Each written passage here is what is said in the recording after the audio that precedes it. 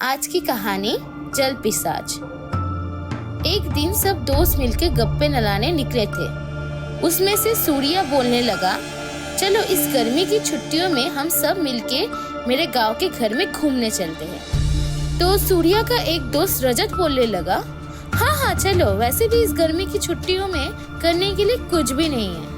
यही फाइनल हुआ। हम लोग छुट्टी में गांव में घूमने जा रहे हैं। सब लोग रेडी होके संडे को शाम 5 बजे स्टेशन में पहुंच जाना। तो देखते ही देखते संडे आ गया। चारों दोस्त मिलके शाम की 5 बजे स्टेशन में पहुंच गए। कुछ देर बाद उन लोगों की ट्रेन भी आ गया। ट्रेन में बैठने के बाद रजत बोला, काफी एक्साइटिंग लग रहा है क्योंकि हम लोगों में से कोई भी कभी गाँव नहीं गया है। फिर उनका और एक दोस्त प्रीतम बोला, अच्छा सूर्या, पर तुम तो बोल रहे थे तुम्हारे मम्मी पापा कभी जाने नहीं देते थे।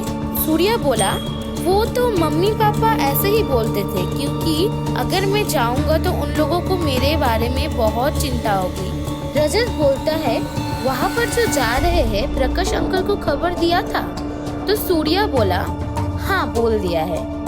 ट्रेन शहर को छोड़ के जितना भी भागलपुर की तरफ जा रहा है उतना ही बड़े बड़े घर छोड़ के, लंबे लंबे हाईवे छोड़ के कच्चा रास्ता दिखाई दे रहा है। दूर दूर तक बस गेहूं के खेत। 4 दोस्त मिलके मस्ती मजाक करते करते भागलपुर पहुंच गए।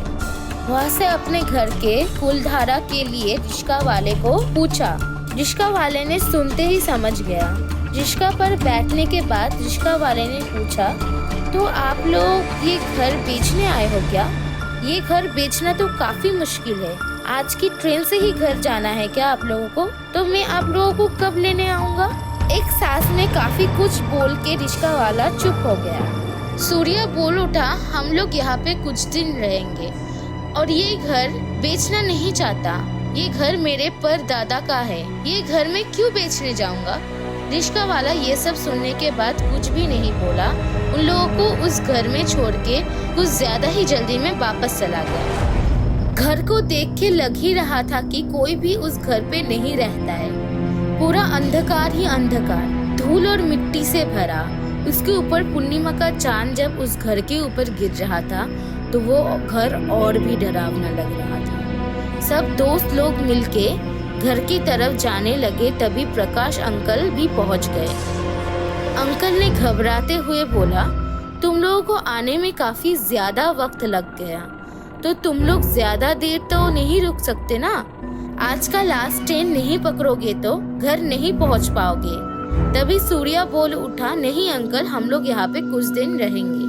अंकल बोला, ये क्या, तुम लोग जो यहाँ पे रात को रहना चाहते हो ये तो तुम लोगों ने नहीं बोला था।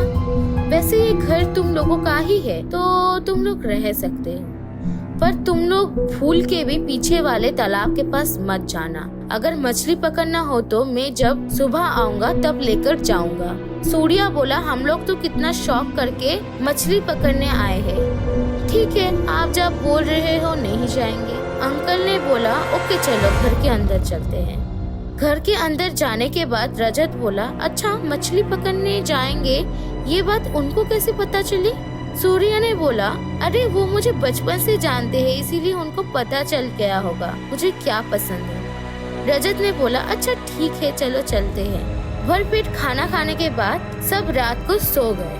रात को बिजली की आवाज से रजत का नींद टूट गया।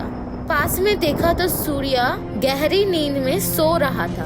विंडो से बाहर देखा तो बांस की तालाब दिखाई दे रहा था। हवा से तालाब का पानी इधर उधर हो रहा था। ठंडी ठंडी हवाएं चल रही थी। काफी सुहाना मौसम था। शहर से काफी अलग। शहर में तो बस ऊंची ऊंची इमारतें, गाड़ियों का शोर, रोज का बस व्यस्त जीवन, पर गांव उससे काफी अलग है। रजत ये सब सोचते सोचते अचानक उसको कुछ दिखाई दिया जो उसको अचंभित कर दिया। तालाब से धीरे धीरे ऊपर आ रही थी। वो एक लड़की थी, पर कोई स्वाभाविक लड़की नहीं थी। उसके बाल हवा में उड़ रहे थे। पूरा शरीर काला था। मुंह से खून निकल रहा था। दोनों हाथों में मछली पकड़ी हुई थी। अचानक एक मछली का सिर धड़ से अलग करके खाने लगी।